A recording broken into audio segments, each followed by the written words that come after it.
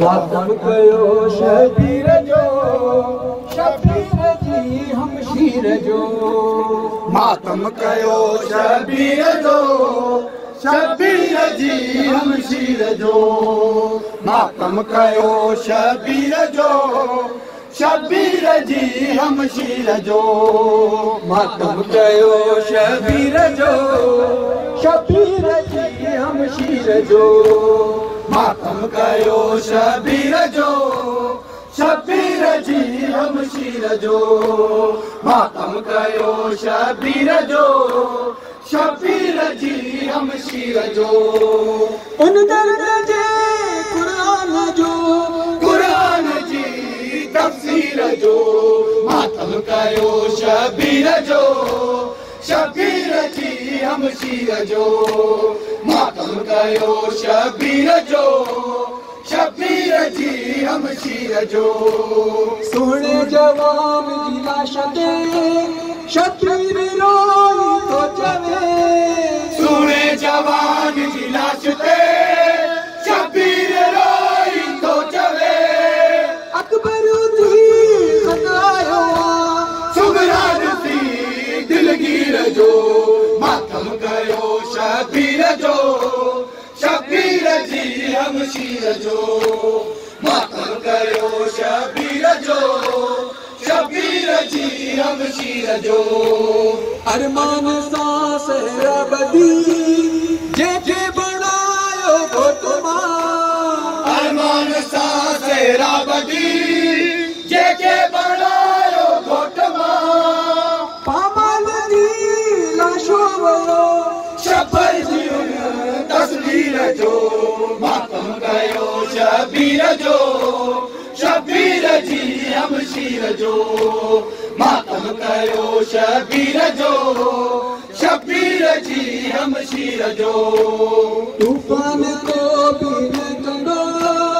एडी जफा मासूम दे तूफान को भी न कंदो एडी जफा मासूम दे एक तीर सा जख्मी दिया प्यासो गलो बेशीर जो मातम कयो शबीर जो शबीर जी हमशीर जो मातम कयो शबीर जो शबीर जी हमशीर जो बेदो मुसलमानन कयो शबीर के प्यासो शहीद बेदो मुसलमानन कयो शबीर के प्यासो शहीद ज़ैनब जी दिल के जख्म तलवार जो हर तीर जो मातम कयो शबीर जो शबीर जी हमशीर जो मातम कयो शबीर जो शबीर जी हमशीर जो बाजार में ज़हरा जी आहूं भरे रोती रही बाजार में ज़हरा जी आहूं भरे रोती रही खस जी भयो पर्दो जेका हो चादरे तकहीर जो मातम कयो शबीर जो शबीर जी हमशीर जो मातम कयो शबीर जो शबीर जी हमशीर जो 6:30 जो खैमा सभई पर्दा सभई लुटजी वया 6:30 जो खैमा सभई पर्दा सभई लुटजी वया आहूं भरे नालो जडे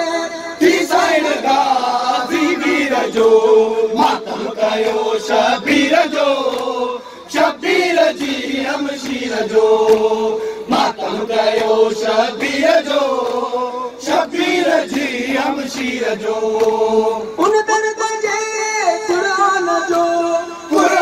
जी तफसीर जो